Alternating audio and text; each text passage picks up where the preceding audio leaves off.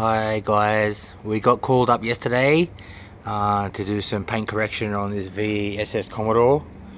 We only had about seven and a half hours to work on it. We hit it with the juice and we went over it with some Maguire's polish. We didn't have quite as long to work on it as we would have liked, but have a look at how it turned out. It's just covered in gloss. Here are reflections.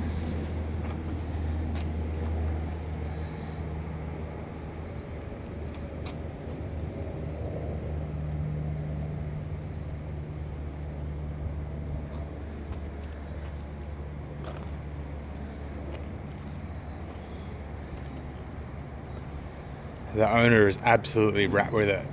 You can't even believe it's the same car.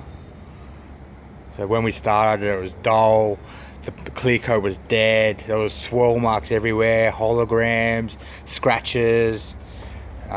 Pretty much every panel needed a fair bit of work, but look at it now, it's perfect. That's just gloss, every panel.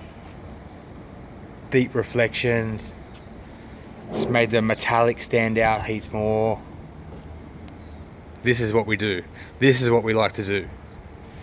Full-on restorations of your paint.